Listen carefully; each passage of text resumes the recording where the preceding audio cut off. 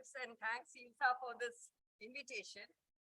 ILSA has been a very close and very inspiring organization for me, right? From the time I became a member in somewhere in the 90s, due to a lot of pioneers here whom you heard about in the morning, particularly from the biological sciences. I remember also Dr. Bharti Bhatt, who inspired me. But I won't take the time of the speakers. So without much ado, thanks very much. It's so nice to see all of you, and I'm sure it inspires all of you as much as it does me. The first session, we are having 4 speakers. I think there is one from the mathematics also who will come. So before starting it, I would just have some common instructions for the speakers. I think it has already been conveyed, and I'm very happy to meet with them in person just before the session. The total time allotted for each speaker is around 20 minutes. I request them to speak just for 15 minutes to allow for 5 minutes during discussion and question answers. And at the end of 15 minutes, we will just remind with a mild tingle. I know that we get carried away when we speak about our own subject. So that is the reason why I would like to interrupt you. Please don't take it otherwise. So our first speaker is Dr. Archana Sharma. She is a principal staff scientist at the CERN laboratory in Geneva, about which everybody definitely knows, and certainly the physics people would have heard about that. Her connection with CERN began more than 34 years ago when she got her PhD in particle physics from the Delhi University. And then she also did her DSc in the University of Geneva and an executive MBA from Geneva also. She works at the CERN. She is the principal staff scientist there. And among the major achievements, you can read so many things. I don't want to eat into her time, so I will not read everything, but I could not mention that the new technology of gas electron multiplier, which she brought in, has really made a great change. And against a lot of forces, she had made it a reality. Her project spans all across the world, over 17 countries. And important thing is, it is inspiring the young physicists to do their PhDs, to do their research, etc. And right now, her compact muon solenoid experiment is, in fact, collaboration spanning 247 institutes from 57 countries. And I also would certainly like to mention about her efforts in mentoring young students, particularly the girls in STEM, through her NGO, Life Lab Foundation for Education and Research, which is based in New Delhi. And another impressive thing about Dr. Archana is the huge number of publications, 1,200 whopping number and 3 popular science books. And her talk is also in a very interesting title, Blue Sky Research, Coronavirus, and Why Should I Care? The 2 things are so different sounding, but I'm sure Archana will make them connected. Please welcome her.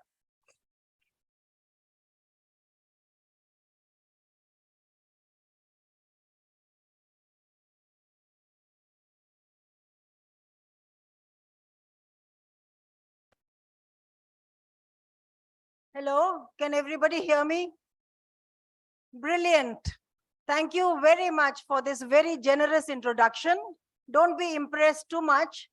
You know, when you work together and when you work together in a large collaboration, you can reap the rewards of being in a team, right?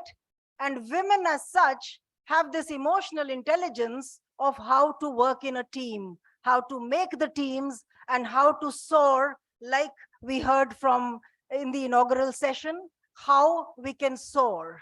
So where do we start? And of course, today you see a confident Archana Sharma here, right? There's another one here who is equally accomplished. So where do we start? We start by asking questions. And the question is that why should you care about science? Why should you care about the applications of science? And why should you care about what you can do, what you can bring in the field of science? ये change कैसे होगा, boss? Madam, मेरा time निकाल दीजिएगा आप. So go to the next slide. क्या यहाँ से हो जाएगा? No. Chalo, let's see. -2 minutes from my talk. Okay.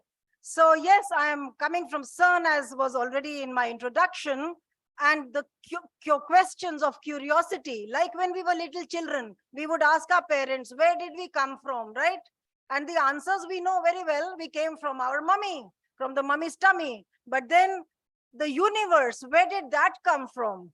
And those questions, really, some of you might be already studying nuclear physics or cosmology or astrophysics. You know that the answers actually impact millions, rather billions of lives. And we need to connect ourselves with the sustained development goals. I will not go through each one of those goals, but I just want to emphasize that each one of us women in science, although we are called women scientists, there will be a day when we will just be called scientists, and that is the day where we want to reach, and we want to go to the sustained development goals. So questions about what is the universe made of? We all know about that. We know, we take a piece of our hair and we keep going inside. We will see the cells, the atoms, the electrons, the neutrons, protons, and so on. And of course, the quarks are there, which actually make the protons. Now, what are we doing at CERN? We are just playing over there. We are just having fun. So we are making Lego helicopters and giving them a little energy, and we break them. Only that the helicopters are made out of particles. The elementary particles, the fundamental building blocks of matter. Now, what happens if we increase the energy? Let's increase the energy. What will happen? We will come to the fundamental building blocks. So that's the energy is what we give to the particles in an accelerator. We call it an accelerator. And then when they collide with the very big energy, we recreate the Big Bang. And that's how we work at CERN in 3 different sectors. One is accelerator, one are detectors, because you need to look at these collisions just like you look in a microscope. We look at these collisions with a very large microscope, and they are called detectors, radiation detectors. And of course, nothing is possible without computing, software, and so on. So this Large Hadron Collider sits 100 meters underground, 27 kilometers in circumference. So imagine that the largest superconducting magnets on the planet are used in this experiment. So if you are doing material science, or if you are working on cryogenics, you will be needed as an engineer to look for the answers of the scientist. And of course, these particles are accelerated to the speed of light, and then they are made to collide in 4 different places. I'm sorry, I was too fast because I feel the pressure now. But in 4 different points on the accelerator, these collisions happen, and those detectors then form the experiments. In this picture, you see me being very happy, of course. It's unbelievable that 30 years ago, I could not imagine myself standing here and telling you this story. And 20 years ago, I could not imagine that I could propose a new detector, a new technology to be used at the Large Hadron Collider. Even then, when I went to give this idea to my management and the bosses, I just got a big kick and thrown out of the window that this will never work. We don't have the money and you are too late. So you know what? You go back, but then you think, what about if we try? Because we're going to fail anyway, but we have to try. So when I tried in 2009, I had proposed. In 2012, I was successfully approved. And in 2015, I got the money, $4.2 million to make this. And in 2019, we installed 1/3 of the system with many, many Indian students who have really helped to make this, and many Indian institutions, universities, and industries. So this is the photo where the last piece of the 1/3 station was installed in 2020. And of course, it is taking data. And we are now part of this big experiment where now the management is extremely proud to say it is our idea, and that, we have the first detector in CMS of this new generation, right? Now, why should we care about doing what we are doing at CERN, right? You all were stuck at home in COVID. We all were. I was also stuck, right? But then we could battle with this bolt from the blue because we were ready.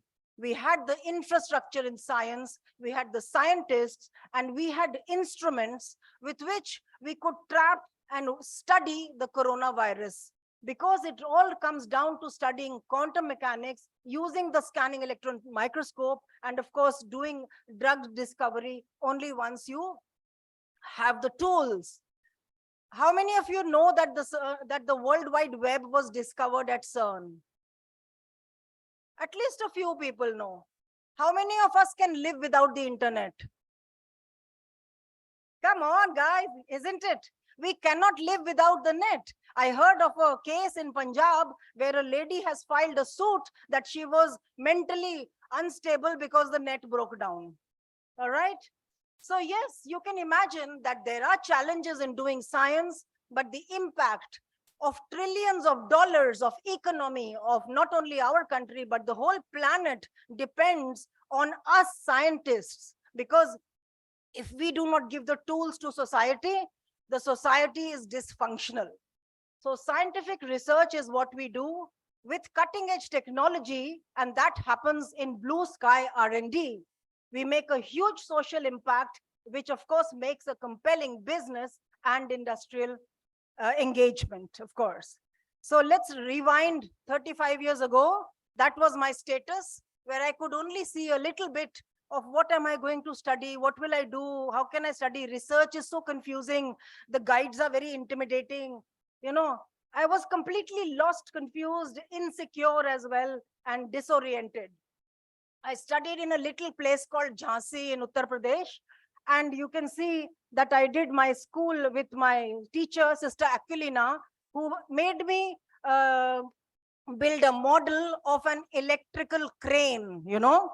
And that's where it was kindled in me that I should study this wonderful field called science.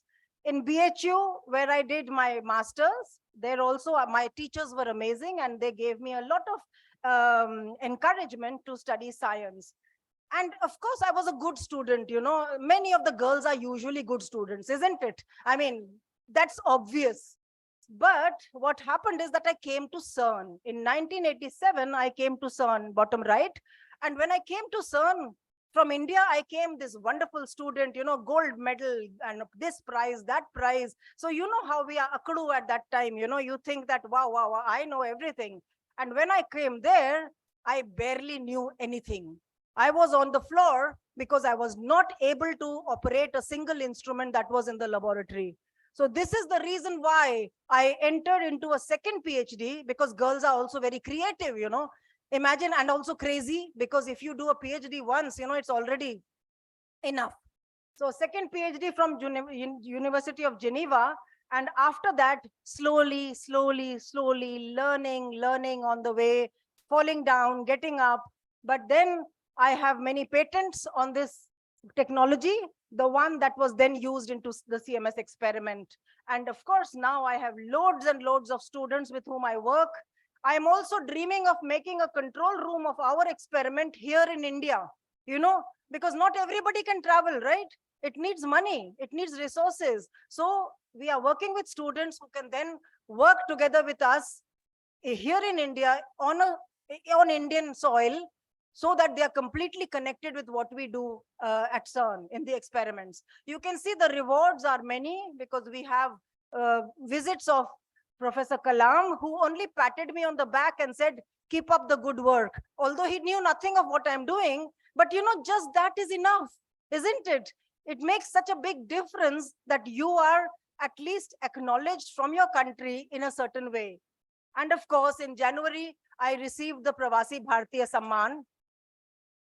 And it was again a very humbling and a privileged experience that happened in Indore in January this year, because you know, you just have to push the boundaries. You just have to find where is the road, because all of us find difficulties and there are some of us who find the road, and this road is the one less traveled, because everybody will tell you, ye nahi ho sakta, ye nahi ho sakta, arey isme to 20 saal lagenge. you know, but you have to be obstinate. You have to be stubborn, and you cannot, nobody can take away the dream from you. That is yours. And so you need to look at what can you get in terms of the power of collaboration. Ab wo competition wala zamana gaya. Today with the World Wide Web, you can't create another World Wide Web, can you? But you can improve it, right? तो उसको improve हम कैसे करेंगे? Collaborate करना पड़ेगा हमको. We have the data that we have at CERN exists for free to everybody. How many of you know that? How many of you are actually looking at what we can bring out? Anyway, quick story is that these two people got the Nobel Prize in, सबको पता है Higgs boson discovery, right? So in that 2013, there was the discovery of the Higgs boson, and Indian science actually was way ahead. And we also have 70 people from India who have actually participated in that Nobel science. So I have put a book together. It's called Noble Dreams of India, and you can all find it for free on the net. It's for free, I'm repeating it, and where you will see the story of Nobel winning sciences from India, connecting it with the science that has happened on the globe. So these are my students all over the world and in India. As you can see, many of them, we work together on various programs. I will not go into detail for lack of time, but you can see that we have constantly virtual visits of my experiment on the other side. We have workshops where we teach them many things. We teach them coding, you know, in schools where they have never even seen computers, you know, things like that. So yes, being a particle physicist sounds very exotic, but you can be anything you want to be in the world, even in the field of banking, finance, you know, industry like medical imaging and so on. So yes, in a field where I am and where you can be as well, in any connected field, in fact, you can be a pioneer in using those technologies for medicine, for treatment of cancer, and so on. Okay, so I hope I have convinced you that curiosity about the universe, the answers impact billions of lives, and you have the opportunity to upskill yourself. And we have to look at the capacity development in line with the national priorities we have in our country. There are international projects, not one, two, but like at least 20 of them where you can hook on and be a part of the knowledge and technology transfer by yourself. And this is another book that has been just written by myself. It's called India's Science Geniuses, okay? And of course it is a sampling. It doesn't mean that I'm giving a prize to somebody if I call him a genius. You know, माँ जो होती है वो तो हर बच्चे को बोलती है कि तू भी एटस्टेट बनेगा, है कि नहीं? तो हमारे कंट्री में इतने geniuses हैं कि अगर हम लिखना शुरू करेंगे तो the books will run into hundreds of volumes. So, but the first one has been written, and this is not available for free, but it is about 250 rupees, which is cheaper than what you are getting here, right? So you need to work on this and look at what's happening. Okay, I'm done. Thank you. I hope you will connect. So I hope we have time for some questions. Yes, indeed. Wonderful talk, Dr. Archana. And in spite of that 2 minutes taken away, you finished well in exactly 15 minutes. That deserves another applause. But you really took us through a very quickly, very smoothly gliding way. And congratulations on the several patents and your Pravasi Bharati Sammelan, which was not there in the CV. Apologize for that. No Thanks problem. a lot. And I invite the audience to ask some questions, maybe 5 minutes, couple of questions. Yeah. Yes. I don't know if there are. Is there a mic? Everybody should hear you. But others have to hear. I am another Archana Sharma. Just I want to know, madam, what is the readiness of muon detectors for radiography for full body truck scanner? Because we have developed a truck scanner based on accelerators. Now competition is there with muon detectors. What is the availability of these detectors? I am sure it is there in CERN. So you mean imaging? Imaging? Yeah, yes. Actually, there is a company already. The picture that I showed, you have seen that wrist, no? You saw the wrist picture. That is taken by a commercial scanner. So the readiness is there using the detectors that we have. And it has already also been commercialized. Yeah. Can we make it in India? Of course, that is the dream. So please come forward and let's have a collaboration. Okay, thank you. Excellent talk. This is Dr. Indira Priyadarshini. I was in BRC. So I have a very curious question, you know. This, I don't know, since you are from CERN, you should be able to answer that question for me. Because I was wondering what made the Big Bang? Okay, what made the Big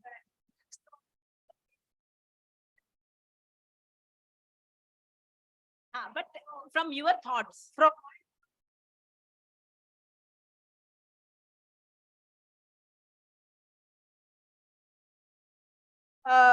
so many billions of years. So we know that the Earth, the universe is 14.8 billion years old. So before that, there has to be a continuum that existed, and at a singularity in the past also something like that would have happened. But we need to detect the dark matter signals, Yeah. and I I know, hope of that course, we can that is, detect with yeah. the My Detector in CMS. Yeah, very. Yeah, Dr. Archana, I would like to know your work with the school students, and you're spreading a science awareness because IFSA also has similar objectives. Could you just brief us on your activities with children and how you're Yes. igniting them? Absolutely. So the question is about the students, about my interaction with students.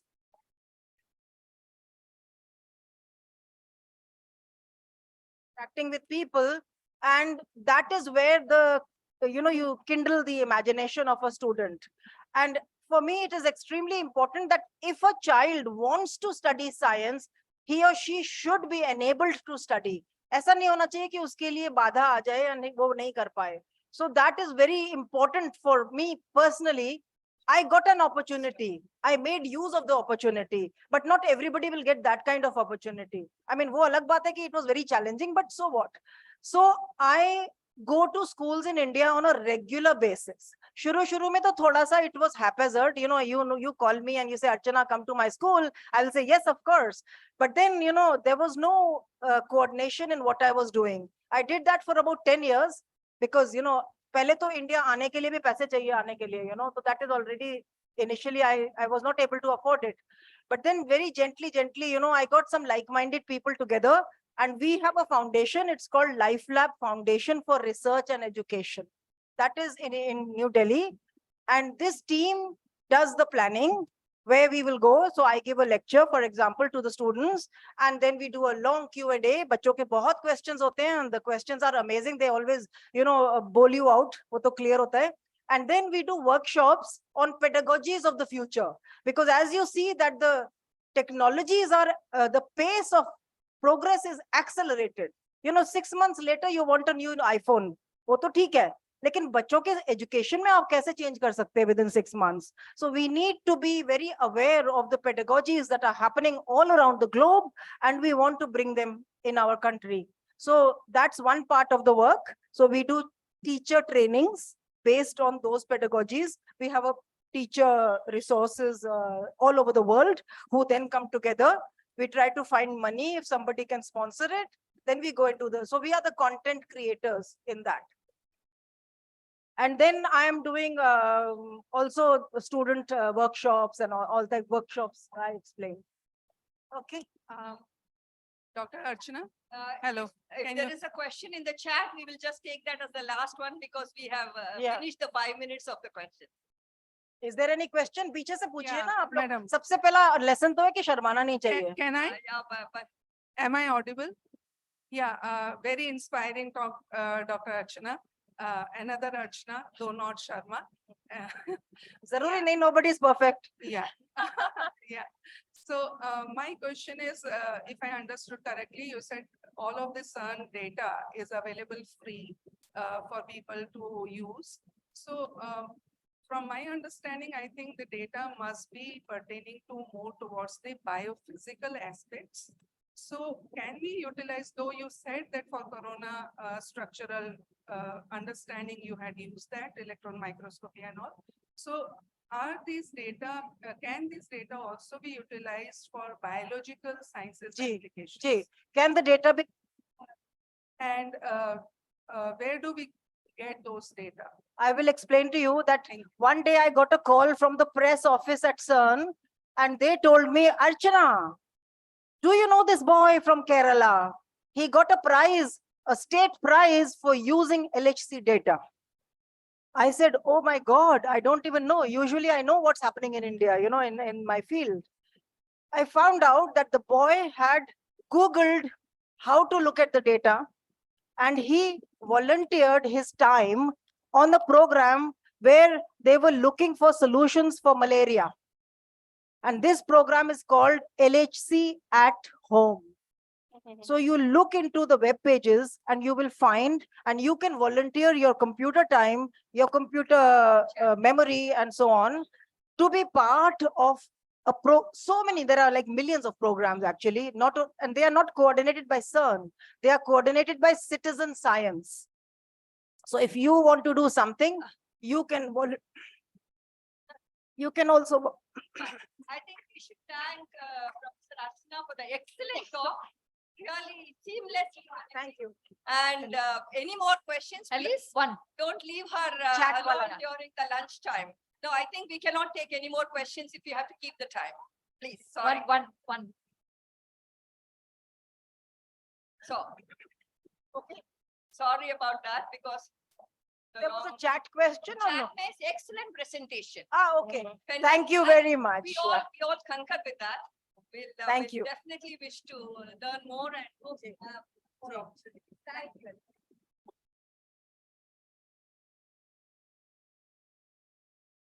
So our next speaker is Dr. Chitra Seetharam Misra, who is a scientific officer in the Applied Genomics section of Bioatomic Research Center. Where is Chitra? Please come in. Okay, that is Chitra. She will come in person over there right now. I asked her, what is this CRISPR biology? She said, no, don't worry about expanding it. I will tell. So I'm not a biologist, but I know that biology has a lot of influence on almost all the other sciences. It's seamless. So she has worked on many bacteria and other genomes of microbes, etc. And the major focus is Deinococcus radiodurans, which I have also heard for several decades. They were fantastic microbe, which has a great resistance to the radiation. She will talk about CRISPR technology, genome editing, and beyond. And as you can see, she has a lot of awards to her credit, and she's a young scientist who is a biologist and working on this particular microbe for high-density surface display. So without taking more time from you, I give you the mic, and please go ahead. Yeah. Is this clear? Can you all hear me, please? Is this loud enough? Yeah.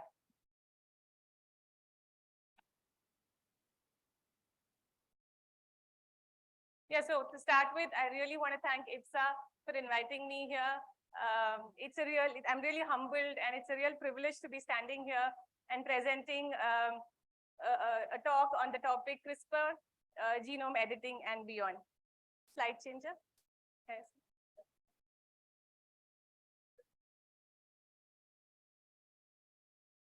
Next one, sir.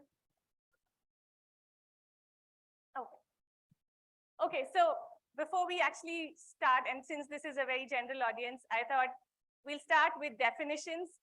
So what is genome editing or genome engineering? So we all have genetic material inside us, right? And we are carrying genomes, which what really makes us. So any small change and use of a biological technique to make a change to specific DNA sequences, and this is what is really important, where you're making the change, it has to be an intended change. And that is what is genome editing or genome engineering. Is this, in case you're confused and too many genome terminologies doing the rounds, is this genetic engineering? Yes, this is genetic engineering. Are the genome edited organisms the same as genetically modified organisms? Now, the answer to this depends on which country you are from, because some countries have taken the view that both are clubbed together into one bracket, and that decides what kind of regulations they devise about release of such organisms. But if you talk about genome editing, you're talking about a very small change in the genome. And when you're calling something genetically modified organism or GMO, which is a more popular term, you're mostly talking about a foreign gene being introduced inside that organism. So they are really not the same, and they're not really very different either. All right, so let's begin with this central dogma of life, which is there in all biological textbooks, but which I thought I should cover in this. I should start with this for this seminar. So we're all organisms. We all are made up of proteins. We all are essentially what our proteins are. We're either making too much of a protein, too little, or different proteins altogether.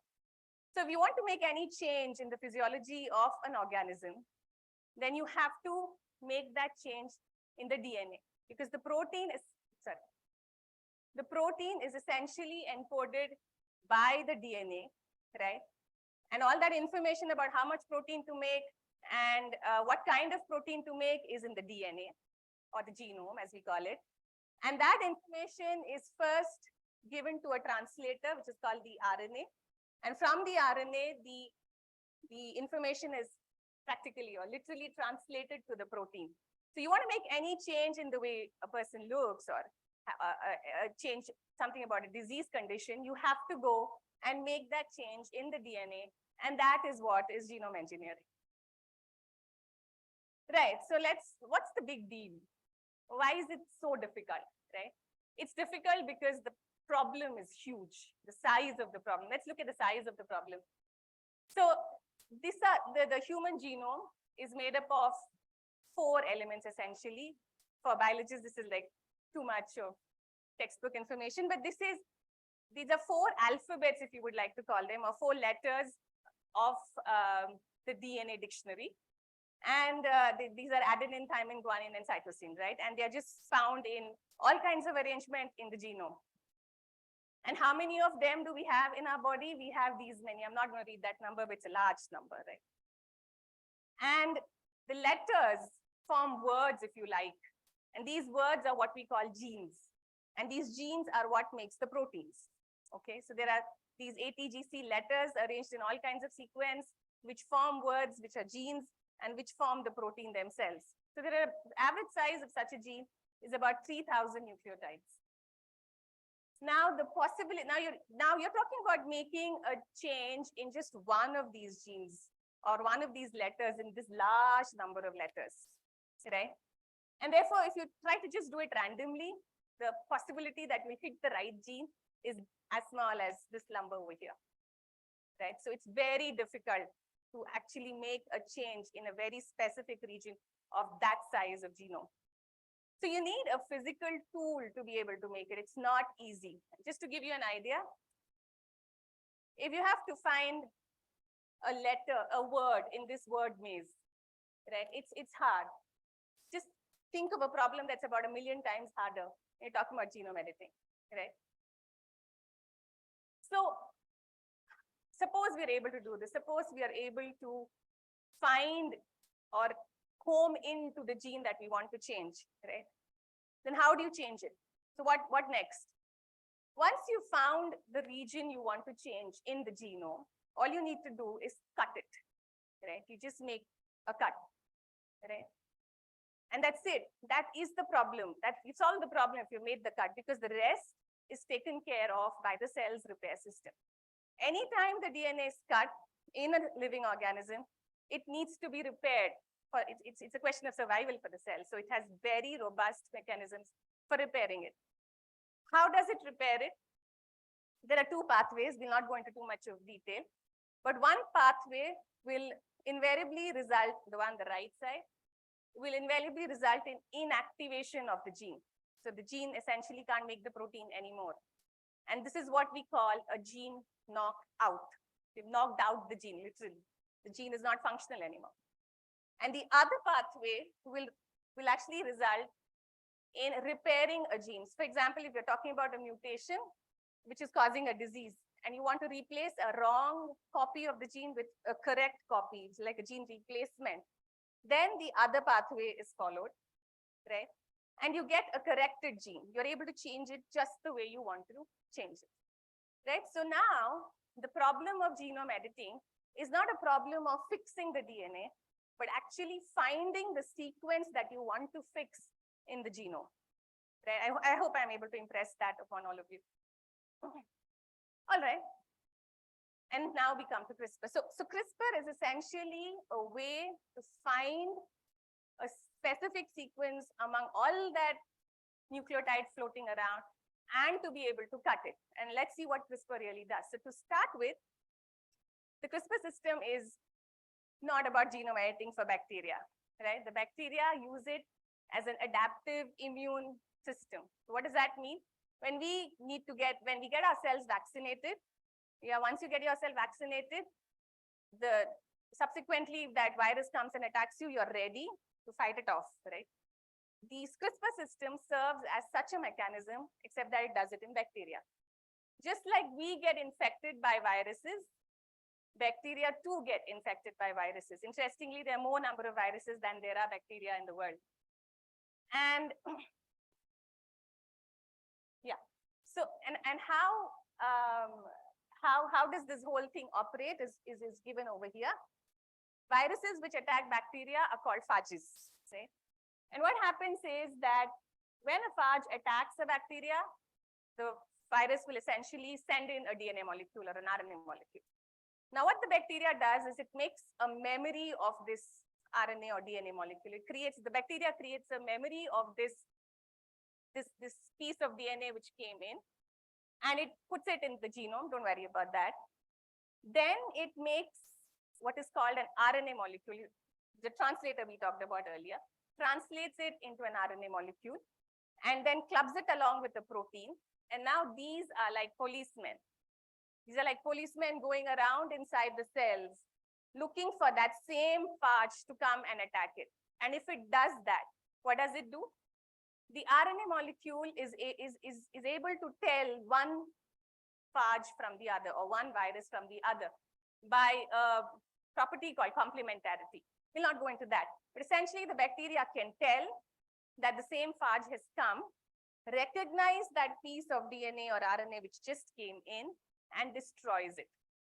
So now, the CRISPR system is helping the bacteria to not get infected by the same phage again, right? And this is really a very beautiful system, and it was surprising that it was sitting in the genome of organisms all along, and it took up to 2012 for us to find out. It's also nice that we're talking about CRISPR in this conference because you know that the Nobel Prize for the discovery of CRISPR went to two women, Jennifer Doudna and Emmanuel Charpentier. Right. So what constitutes the CRISPR system? Say I have a piece of DNA. I know that I want to change this sequence in the genome, right? What do you need to start doing any sort of CRISPR? The first thing you need is this blue piece of RNA molecule. The blue piece is what will help to go to that sequence, right? And you need to couple it with a gRNA or couple it with a protein which is called the Cas protein. So Cas protein and a gRNA molecule, a ribonucleoprotein is what you have, is going to help you go into the cell, scan the genome, and make the change exactly where you want to make it. Right? And the protein that Jennifer Doudna's group worked on is called the Cas9 protein from Streptococcus pyogenes, and it's the most popular. You'll find that this is the system which is being most commonly used by everybody. Okay. So also that there's not just one CRISPR Cas9 system, there's several Cas9 CRISPR systems. There are a whole range, a whole lot of bacteria which have it. So you have a nice toolkit. It's like a toolbox, and you just need to pick the right tool and you can do the right kind of editing that you want to do. Okay. A very, very important application of CRISPR is, of course, for human health. Now, how can CRISPR be used for human health? Essentially, two ways, right? One way is therapy, which means that I have sickle cell disease. I know it's because of a mutation in the genome, right? And I want to correct it. So I devise a way of using CRISPR to go and correct this particular mutation in the genome and I'm fine. So that's therapy. But another very important application of CRISPR is building research model of experimental research. And to give you an example of this, suppose I have a hunch that a certain mutation is causing cancer. I have no idea how. Or I have a hunch that this cancer caused by this mutation is going to respond to my drug A. How do you test it? You can't, you can have human trials, but it's not that easy. The first thing you do before even going to a human trial stage is you replicate this in a lab condition. So there's a way you can grow cells in Petri dishes. You grow cells, you make the change in the cells, not in an organism.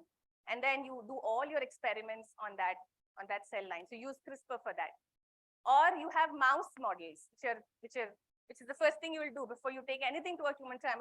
You will first have to test it on the mouse model. But if your mouse doesn't have the mutation you're targeting, how do you do it? So you generate the mutation using CRISPR technology in mice. Right? Meera, ma'am, how much time do I have?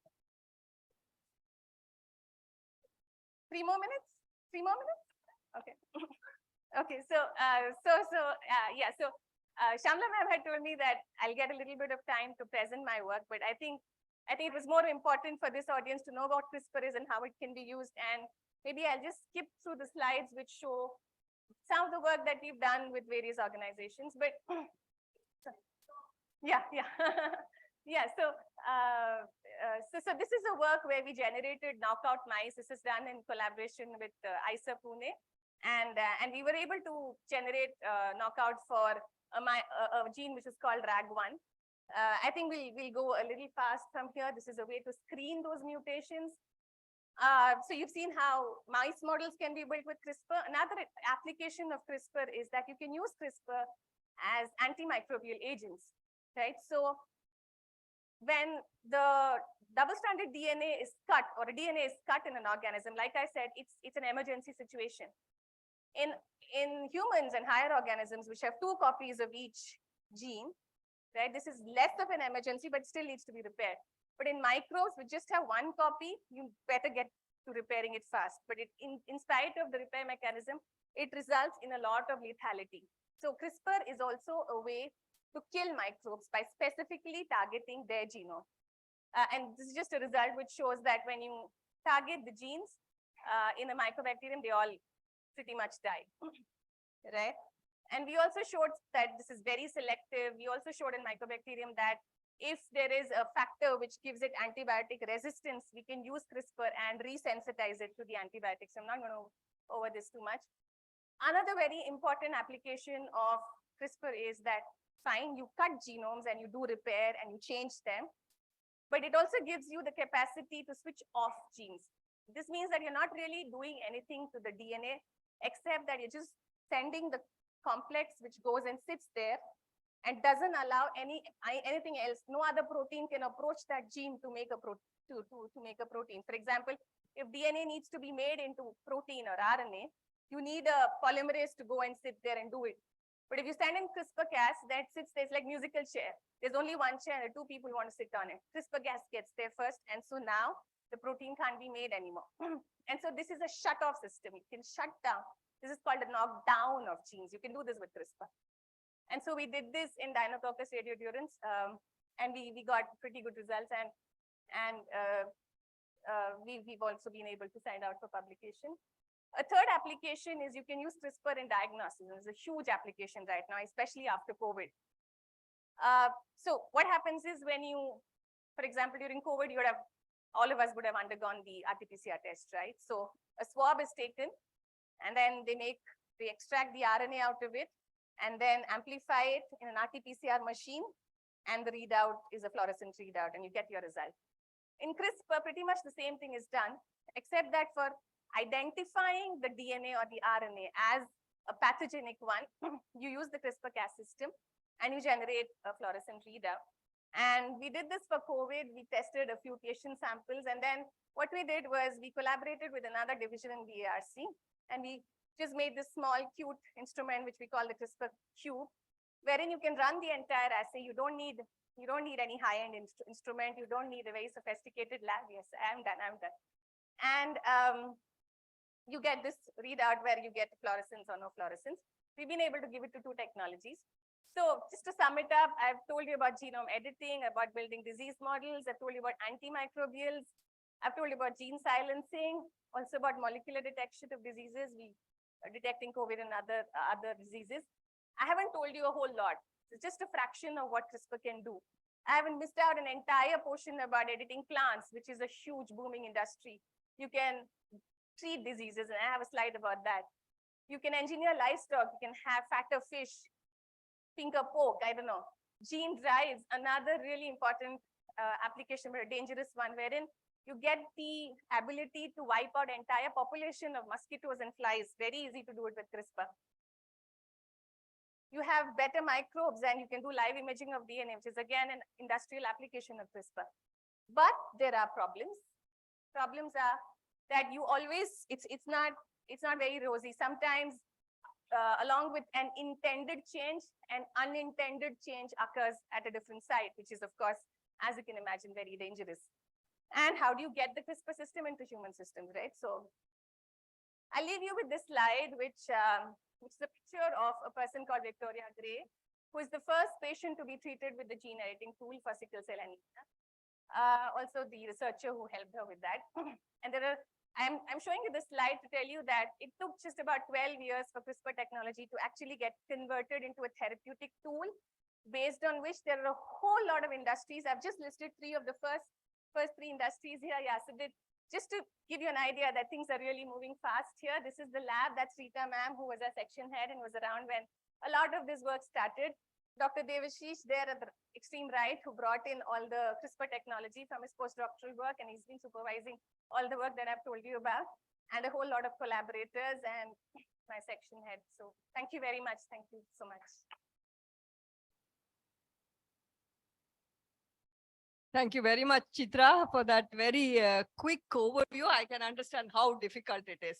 You made the editing of gene look like editing of a book, but I know that it's not. So it takes decades and decades to translate. I won't eat it. I saw one question from Dr. Madhu, that it can be misused. What are the regulations regarding that? So I think perhaps that you immediately said about problems. Maybe you can elaborate on that, and with that extra 5 minutes will be over, I suppose. Yeah. Okay. So there are very tight regulations. In fact, the first thing Jennifer Doudna did after she found this technology was to call for a meeting where this is called the Asimolar Conference, where they discussed the rules by which one has to perform gene editing experiments. It's absolutely not allowed that you edit human embryos and keep them alive for more than 7 days. So there are a whole lot of regulations in humans, in animals, in plants.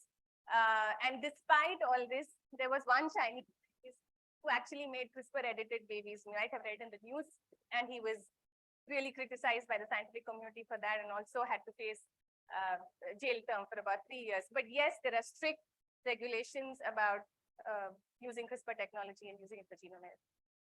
Thank you so much. Any other compelling question? So that, but make it short.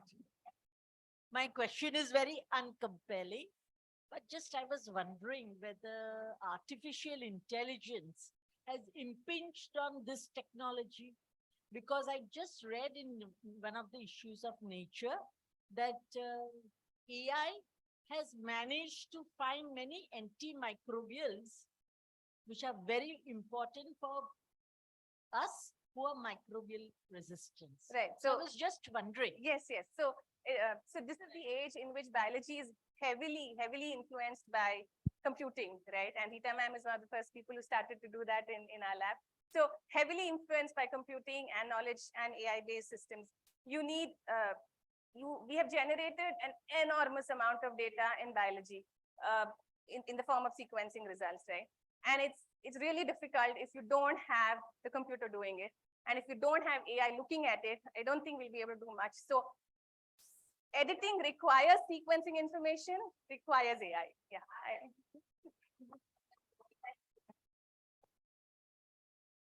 Thank you very much. I think science ethics is definitely needed, and it's like a double-edged sword. It's worthy of discussions later. We'll move on to the next speaker, Dr. Nandita Madhavan, who works at the Department of Chemistry at IIT Bombay. She is a chemist from SIS College, which I and Shamala belong. And she did her master's from the IIT. And she also did her PhD and postdoc at Urbana-Champaign at Illinois. So her postdoctoral research at the Georgia Institute of Technology, I'm going ahead, Nandita, to save the time. She will come up on the stage soon. And it's supporting the catalysis for asymmetric organic synthesis. Her talk title, which is chemistry that makes molecule click. I know that click chemistry is a real click word since the past 15, 20 years in many fields.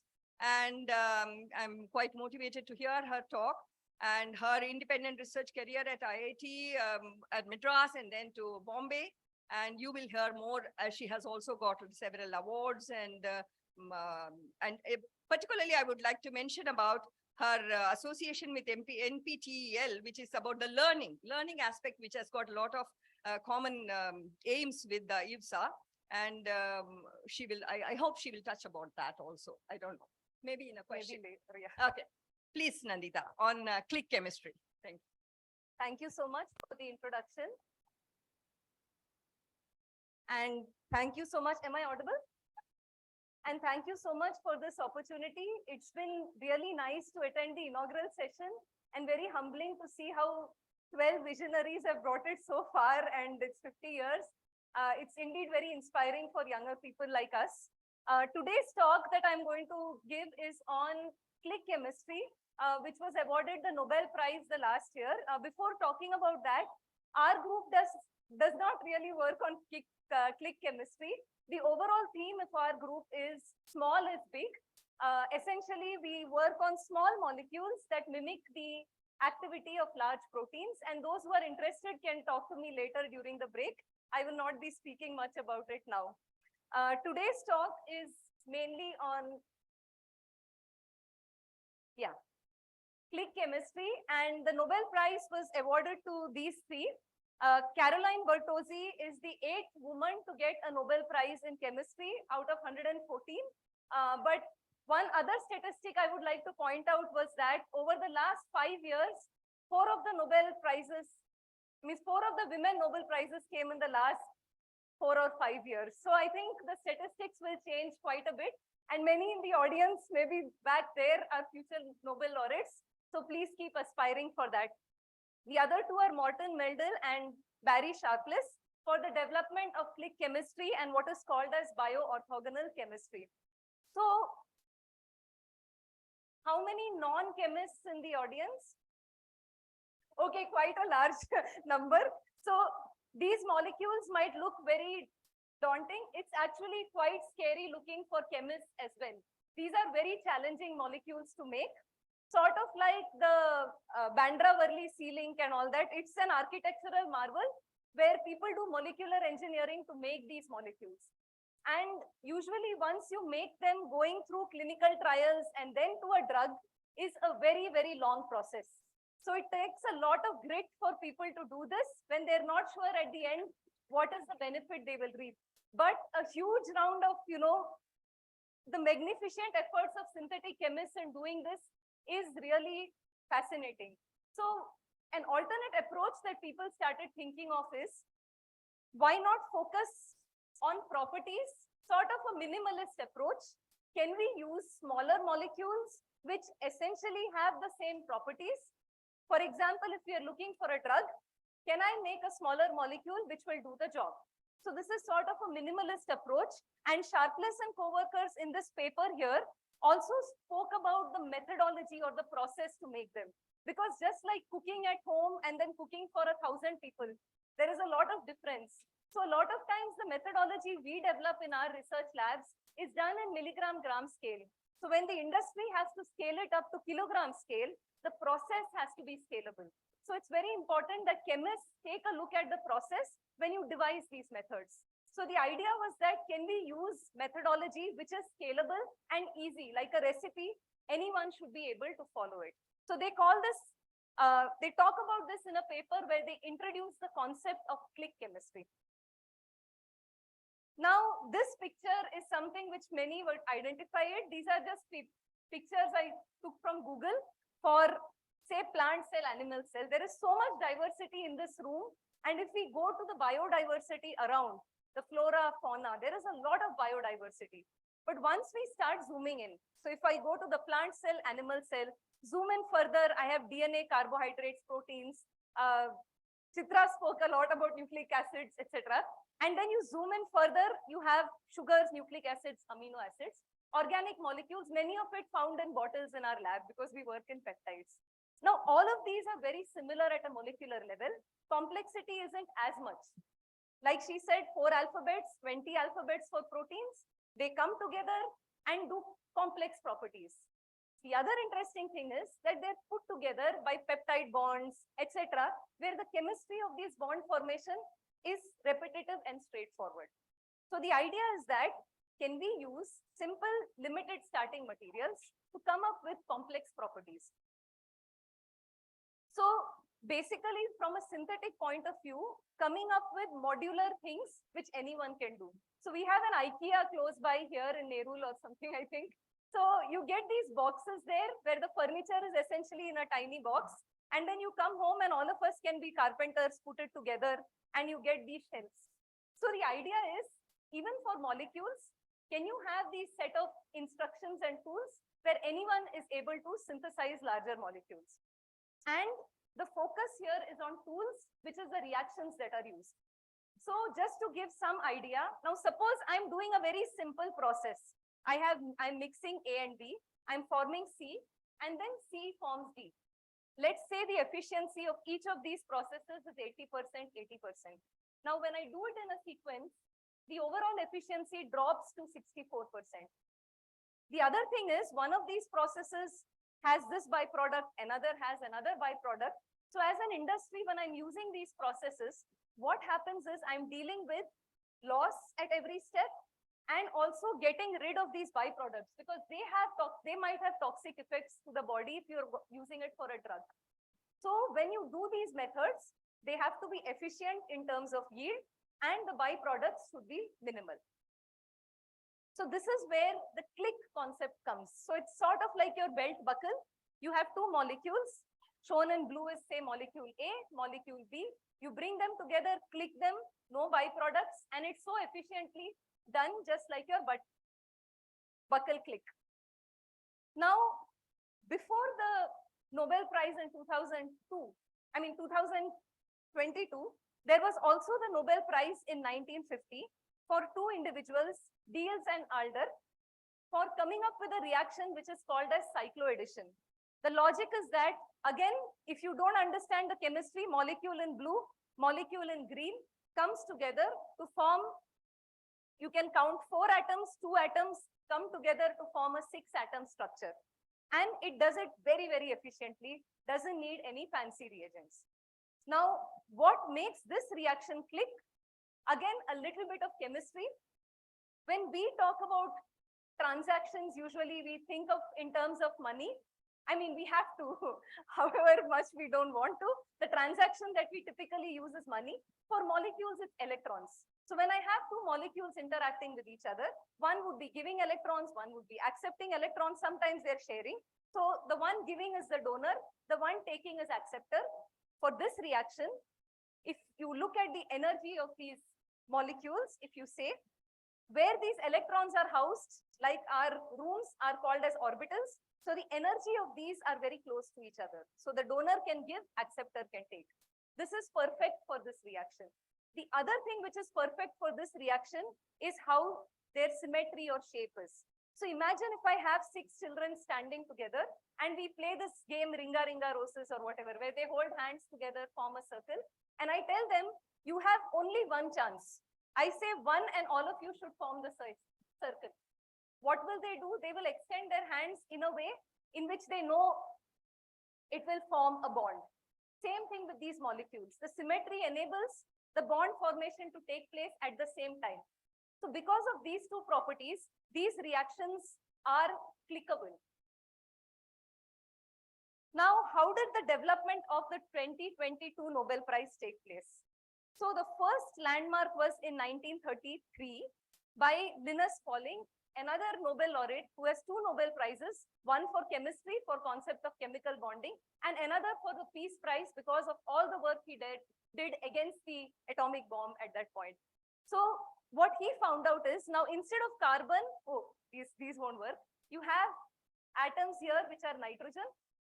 What he came up with is that although it looks neutral, there is some positive and negative charge on these molecules. They're polar. Then the next discovery came in the 1950s. Again, 2 Nobel laureates, Alder and Ziegler for the polymer. Ziegler-Natta came up with polymerization.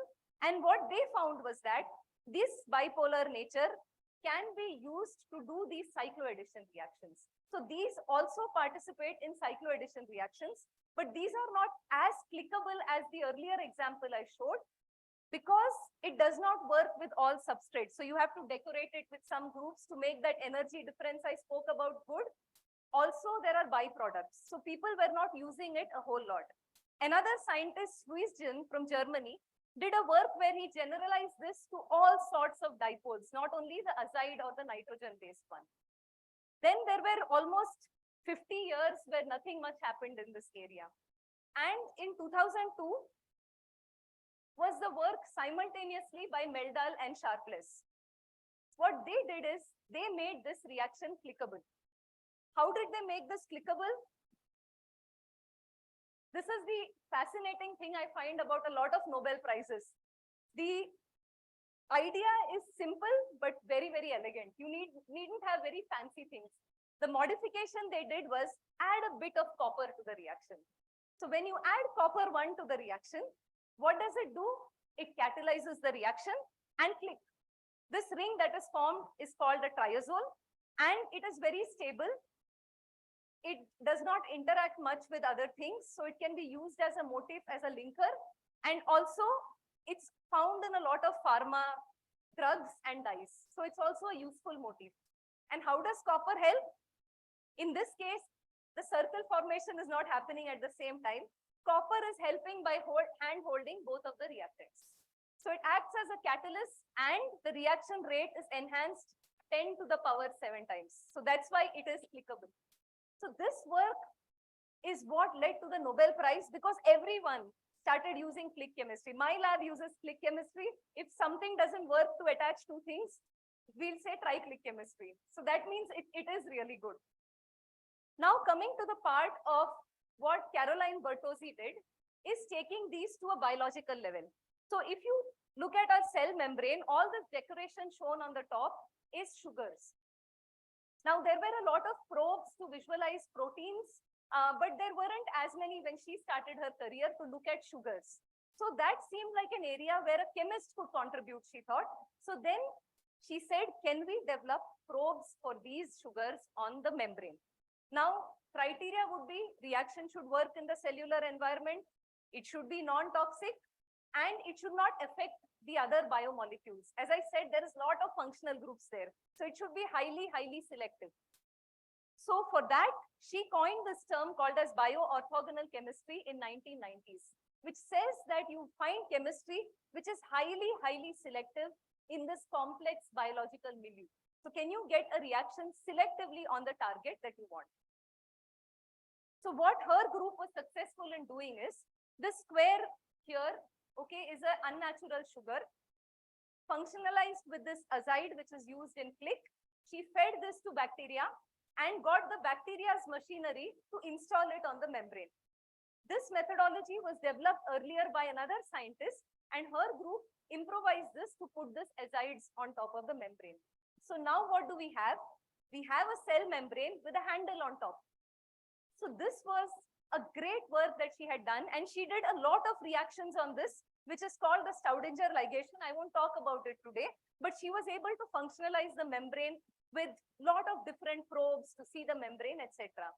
And then in 2002, click chemistry was discovered, as in the revived version of click chemistry. So then she thought, can I now use that in cells? Now, what is the problem in using Sharpless and Meldal methods in cells? Copper is not very nice. for the cells. So then they had to come up with a method which would be not as toxic and would also work with water and very mild conditions. So again, what they did is a very clever approach.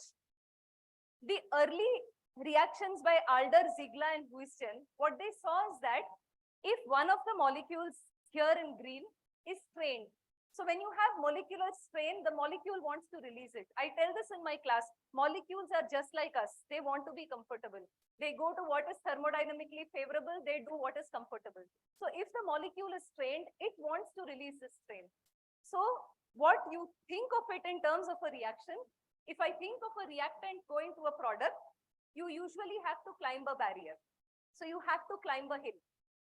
When the molecule is strained, what it does is it gets a boost in terms of the energy. It's already strained, so the barrier it has to cross becomes less. So Bertozzi used this principle where she used a strained molecule, the ring makes it strained, and she could get it to go in cells without any copper. So this revolutionized the use of click chemistry in biology. This was her contribution, and it was magnificent because she had the method to install the azide on cells. She could attach depending on what you want. So if you want a fluorescent tag to be attached on the cell, the other partner of your clicking belt would have a fluorescent tag. And once you click the two together, now your membrane is fluorescent. So you can see that the cells light up. You have the membrane being green. She has expanded this technology to target tumors because there are certain sugars that are seen more in tumor cells. So what she does is, instead of the tag, she has something, she puts an enzyme which will kill the cell. So you can use this for therapy. You can also use it for sorting, like a fishing hook kind of thing. So the same technology can be used for diverse set of applications, and this revolutionized how sugars are observed in cells, and which is why she got the Nobel Prize for this work. So this sort of summarizes the work done by these three. And just to give you an idea of the impact it has made, this is just a random search I have done on SciFinder on click chemistry. As you can see, 2000, you'd see the papers are 1, 4, whatever. The numbers go up to 1000 plus now. And this is just a simple 1-minute search I have done, okay? And look at the areas. So I could also sort them by the areas. You have drugs, drug delivery systems. One which I particularly found very interesting, there is chewing gum here also.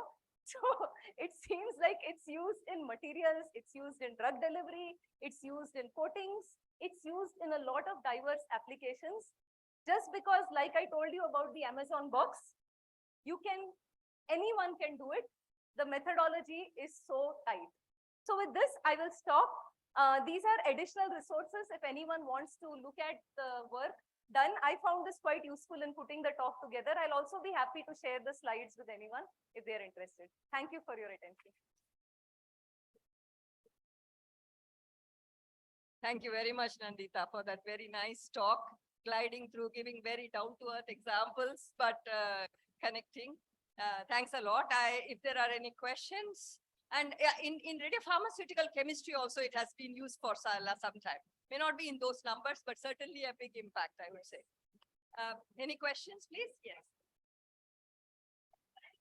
For example, if you have enzyme kinetics, that's also a catalytic process with lot of strain in the Yes. enzymes, isn't it? Yes. So do you call them also click chemistry? Modifying enzymes using click chemistry? Yeah. I'm sure people have done it.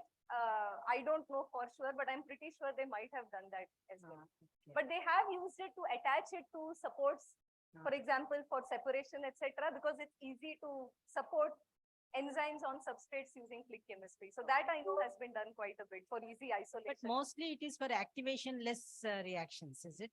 Most of the reactions are activation-less reactions. Most So of them. the click chemistry specifically as a ligator or a tool to bring together two things. So it's very specific to this particular reaction. The concept click chemistry has also been used for strain release reactions, etc. But the ones that now are associated with click is the cycloaddition reaction. Very, very nice, very nicely explained, actually. Very nice. There is one more question there.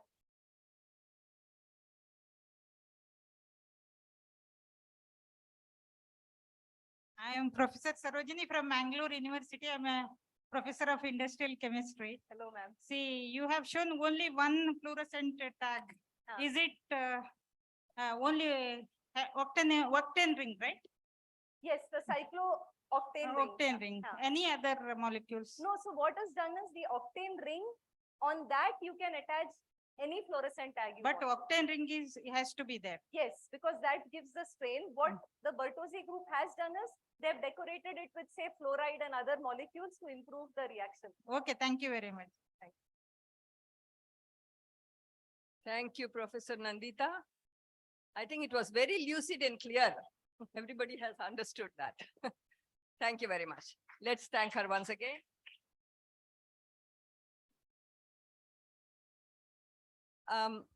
We move on to the next speaker. I think there has been some change. Shyamala, would you like to mention something about it? Professor Neena Gupta, who is the professor of Theoretical Statistics and Mathematics Unit at the Kolkata Indian Statistical Institute. She was to speak in another session, but she will speak online. Is she already on? No?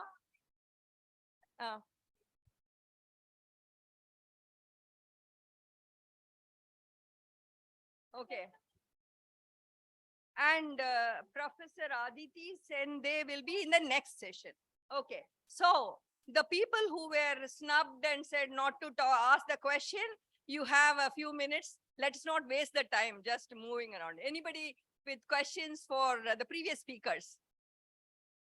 Is there any thought? Oh, I wish I knew. I could have given one more minute to the previous speakers. Yes, yes, please.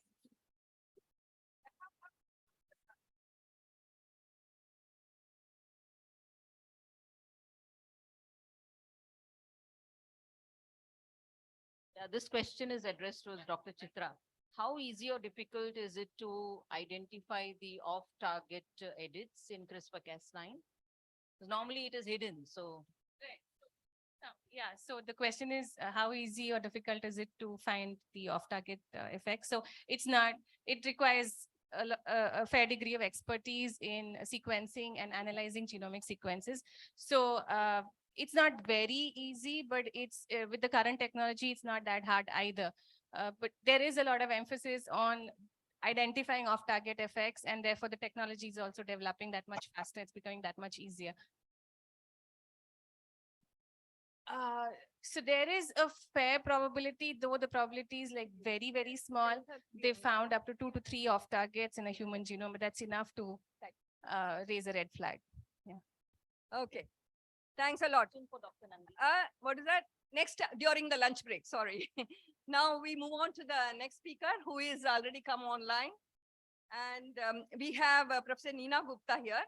She works on commutative algebra and affine algebraic geometry. I'm sorry that this was moved from the mathematics session to this, but due to other logistic reasons.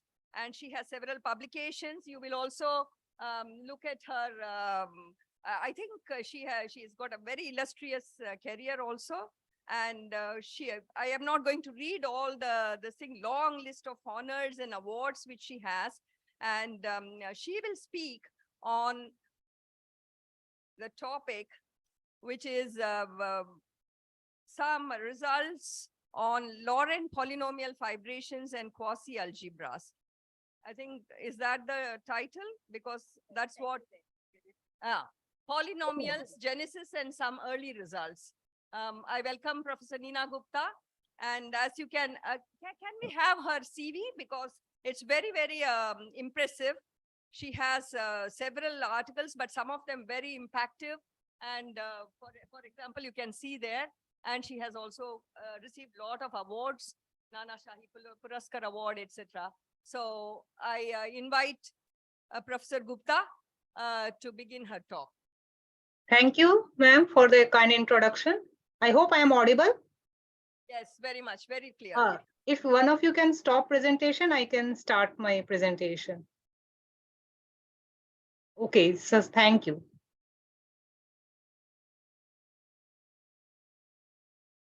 Oh, just 1 second.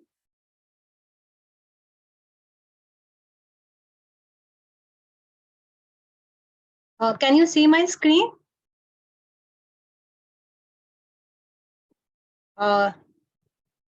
Hello? Is my screen visible? Yes. Yes. Yes. Okay, then sorry, I was actually told to say something which is much more popular so that others can also understand and not too very technical. So I thought of a topic which is probably common to all branches of science, which is polynomials, because this is something which is there in the world even before probably the mode of scientific development has started. So I begin with a famous word of William Blake, and he says that what is research all about? So research is all about looking very big things, even in small things, like you can see the heaven or the world in a grain of sand or heaven in a wildflower. So this is how this is the thought of a researcher thinks in generally. That is, it is all about a thought process that what we can do and this extra is that we can think in a different way and probably in something which probably has no one else has seen. So that is how the research goes on. So I will just begin with the development of mathematics. So it begins with the decimal number system, which we study right in our school days. And though it is highly sophisticated and non-trivial fact, the fact that this is so simply introduced in our school curriculum that we somehow don't understand the true meaning or the real sophistication involved in the number system which we are working with. So what is the mathematical principle behind the decimal expansion of numbers? Like any number can be written in this form. So it is a polynomial in 10 with coefficients lying between 0 and 9. For example, this year 2021, you can write it as 2 into 10 to the power 3 plus 2 into 10 plus 1. So here the square, 10 square, the term is missing because the coefficient is 0. And so simply we can write such big numbers just by using this place value number system. So this is the beginning of the number system in our world. And it inspires the concept of polynomials. Polynomials and power series. So they also generate the notion of a power series. Like polynomials is any finite term, whereas a power series is something which goes on infinity. And they are very basic and central theme for modern mathematics as like natural numbers 1, 2, 3. The famous mathematician Isaac Newton, also the famous physicist, is a pioneer in the study of polynomials and power series. It was in 17th century in Europe, whereas in India, as early as in 7th century, Brahmagupta had defined the algebra of polynomials. And this is probably the reason that in 14th century, we were able to write the trigonometric, this power series expansion of this trigonometric functions, sin x, con x, cos x. This is because we were more used to, or we were more, or I should say more good in handling polynomials and power series that we can arrive up to this kind of expansions. One of the founder of our area, Professor Sriram S. Abhyankar, he works in the area of affine algebraic geometry in which I am working with. He also had promoted the study of polynomials and power series to a very end. So he says that polynomials and power series, may they forever rule the world. And In fact, in one of his research article, which is a highly non-trivial paper, he attributed his ideas to the decimal expansion system. Newton, he had said that the algebra of polynomials and power series is nothing but it's a conscious generalization of the idea of decimal expansion. The decimal expansion of numbers had become standard in Europe by the end of the 17th century, shortly after Newton. Numbers are represented in decimal numbers in Rig Veda and all other Vedic treatises and in all subsequent Indian texts. So this was in India as early as you can see before BC. So they are available here. And therefore it is not surprising that Brahmagupta defined the algebra of polynomials as early as in 628th century, and Madhava defined the power series expansion of trigonometric functions. Newton had once mentioned in his book that he was amazed that it has occurred to no one to fit the doctrine recently established for decimal numbers in a similar fashion to variables, especially since the way is then open to more striking consequences. For since this doctrine in species has the same relationship to algebra that the doctrine in decimal numbers has to common arithmetic. Its operations of addition, subtraction, multiplication, division, root extraction may be easily learned from the later. So this Newton had maintained in 17th century, and that had led to the Renaissance and the development of the Industrial Revolution in Europe. Leibniz also used other number systems like the base 2 expansion system, which is very common in computer systems, and also used as a string is on and off. In mathematics, periodic expansions have become very common, and in fact, it was very crucial in the solution of the Weier's proof of Fermat's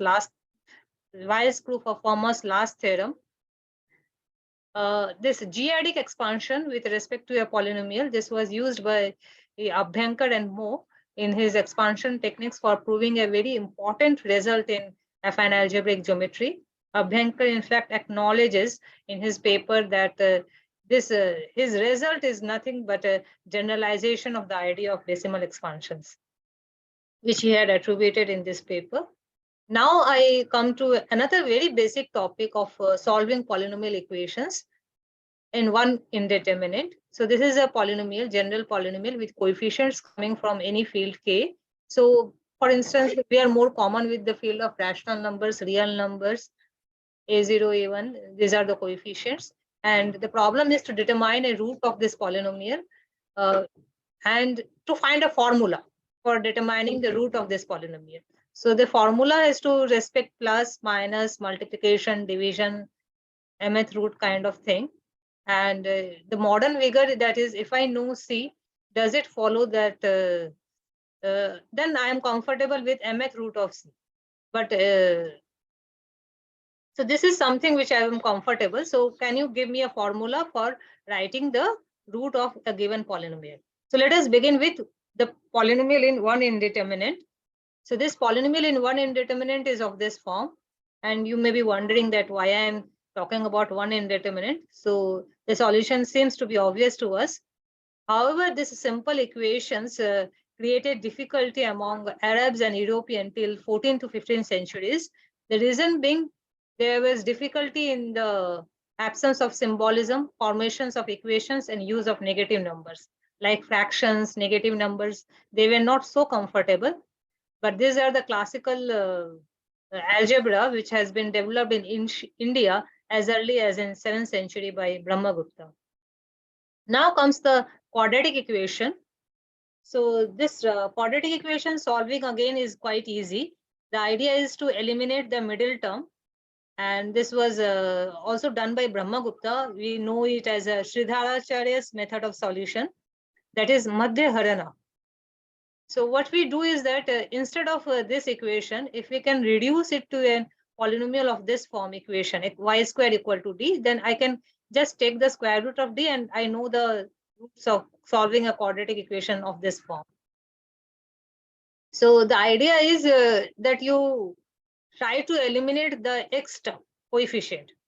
So in this, what we do is that we take a substitution, we make it a perfect square and adjust your right hand side accordingly.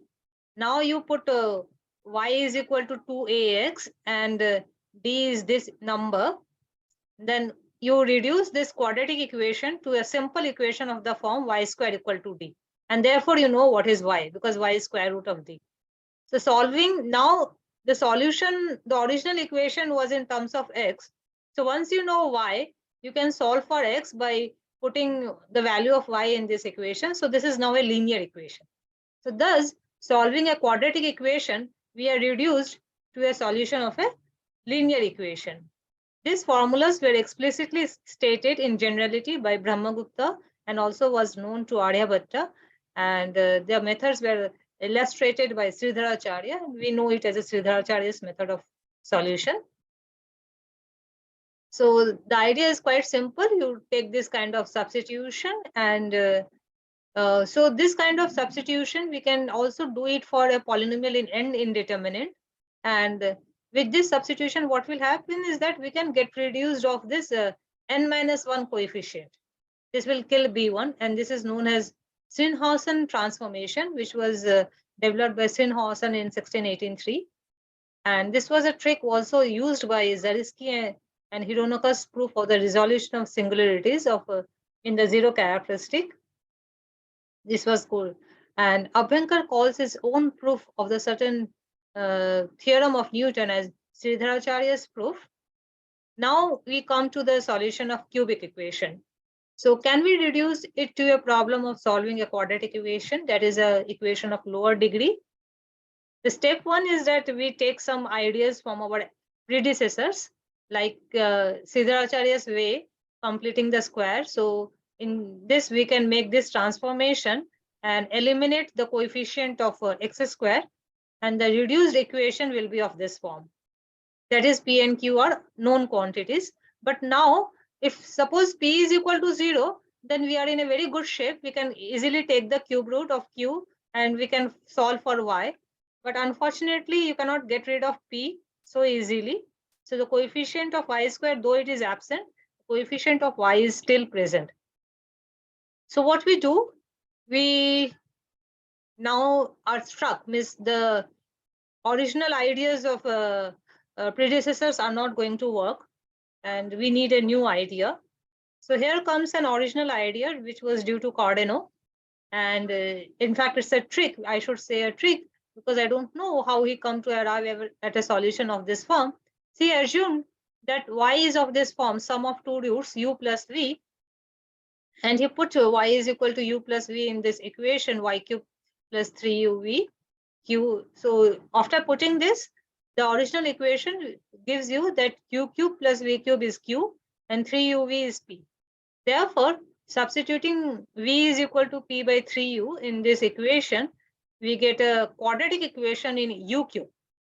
So u cube and hence now v cube are roots of this quadratic equation, which is a degree 1 lesser than your original 3-degree polynomial.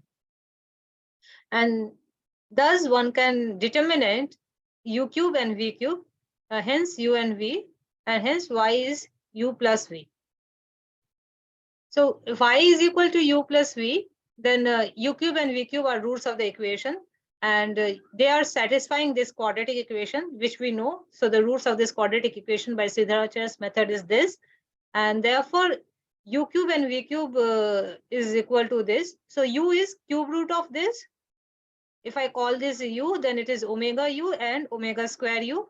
V will have this value, or omega v or omega square v, where omega is the cube root of unity. And since the product of uv is a real number, the all u plus v when I taking, then all the possible combinations which are allowed are you take u plus v, or omega u plus omega square v, or omega square u plus omega v. So these are the three roots of the given cubic polynomial. So roots like really look like u plus v. So cubic equation was solved by Italian mathematician Del Ferro, Tartaglia, and Cardano. independently and different forms of time, all in 16th century. This was the first major mathematical achievement in modern Europe that was completely unknown to the ancients before 1450. 16th century mathematicians, primarily what they did is they assimilated the knowledge of ancient Greeks and Indian traditions through Arabian system and systemized them and extended them. The solution of the cubic equation was the most original work in mathematics of the 16th century, and this must have contributed to the spirit of Renaissance and general factors for Renaissance from 16th century, like invention of printing, fall of Constantinople, the birth of Leonardo da Vinci, and so on. So this is the 16th century. This was a most original work. After solving cubic equation, the next challenging problem was fourth degree polynomial. So again, this is I using the ancient ideas like Siddharacharya types of transformation. We can get rid of this cubic term, and we can reduce to an equation of this form where y cube term is absent, and try to complete the square like Siddharacharya. So Professor I Gupta, want to have something like this. Now, Professor Gupta, sorry to interrupt you, yes, but you have just a few more minutes, 2-3 minutes. yeah, Yeah, thank you. yeah, this is fine. So this is the y square degree term. And now we have to make a new idea. So the idea is, can we add something on the left hand side as well as on the right hand side so that the both side becomes a perfect square? So that's, suppose that unknown quantity is z, which I have added on both sides, and try to make it a perfect square. So then if the left hand side has to be a right hand side has to be a perfect square, then z should satisfy this polynomial. So which is a cubic polynomial. Now I know how to solve a cubic degree equation. So that I can solve and put it in this so that both left hand side and right hand side becomes a perfect square, and I can solve this. So this was solved by Ferrari in 1545, and who came to Cardano at the age of 14 as a servant. He learned mathematics, developed into a mathematician, Cardano's friend and secretary. So what we have, this final slides, what we have to achievement, the achievement is the problem of solving an equation of certain degree was reduced to a problem of solving an auxiliary equations of lower degree. And the methods involved, first of all, you master the previous knowledge and tricks. Second, you develop and skill in applying them to new problem. And third, at some point you have to apply some original idea. So these are the keys of research that we do is necessary at every stage of life. Now the problem comes how to solve in general nth degree polynomial for n greater than equal to 5. Is it possible to find an auxiliary equation of lower degree? And hence comes the development of the modern mathematics known as the Galois theory, which says that this is not possible. In fact, there is no general formula for solving a fifth degree polynomial. In fact, for any n degree polynomial for n greater than equal to 5, that there cannot be any formula for solving the roots of a general nth degree polynomial. So this was where the modern mathematics had begun. But in between, there were several developments by Lagrange, Euler, and many great mathematicians, Vandermonde, who had paved the way to Galois to achieve his result. I will not go much into that, so I stop here. Thank you.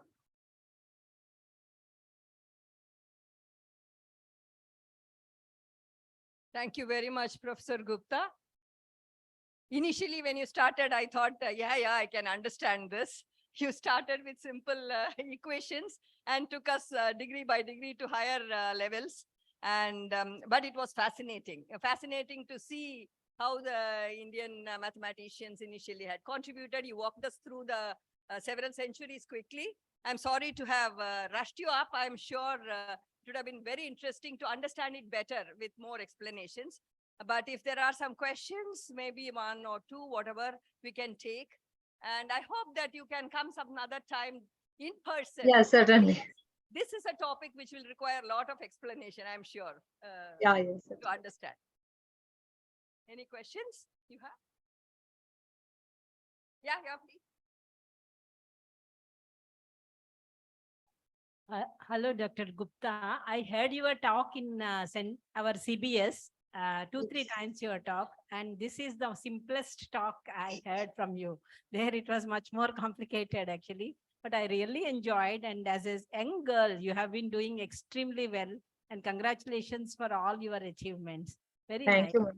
Thank you, madam. Thanks. Okay. Just one more compliment from my side. I just wanted to know your comment on Vedic mathematics versus modern mathematics. Can you comment? Okay, so as I said, this Vedic mathematicians, they had done wonderful works. Yes, in fact, the whole world of mathematics is based on it. Just imagine, had there been no decimal system, can there have been any development in any field of science without being able to write any number so easily, and to even for school going students, means I am teaching my daughter, and I know that how intricate these subjects are, right? Writing any numbers with place value system and so many things. Vedic mathematics does not involve just decimal system, but it also involves many other fields like computing the areas of a square, triangle, finding square roots, Pythagorean result. There are many much more to it. My supervisor, Professor Amartya Kumar Datta, he has been writing a series of articles in Bhavana on Indian science and mathematics from Vedic rise. And the modern mathematics, of course, it is dependent on what we have learned in Vedic mathematics. And so it needs to develop. So more we know of a modern mathematics, we can appreciate how technical or how important the results were which were developed in the Vedic times. So, okay. Thank you. Thank you. Yeah, Professor Gupta, this is Uma Shankari from BRC. I wanted to, you have left out Bhaskara in your talk. So I just wanted to know whether that was also part of the Indian, this one about quadratic equations and other things. Yes. So Bhaskaracharya is, in fact, after Brahmagupta, he had taken up the legacy of Brahmagupta. So he had also done very important works, mainly the solution of the Pell's equation, which was developed, which was asked by Fermat in the 17th century. So by some series of events, it is now known as Pell's equation, but it was solved in India as early as in 7th, 8th century, and the method for solving was Chakravala, which was illustrated by Bhaskaracharya. Thank you so very much. We are at, thank you very much and congratulations, and also wish you all the best for a very bright future. Thank you, madam. Thank you. Also, yeah. And we are coming to the end of the session. I will summarize it very quickly because I know that everybody is waiting also for the next lunch break, etc. So we had a very nice session. I would say by chance, it happened to be all the 4 basic sciences.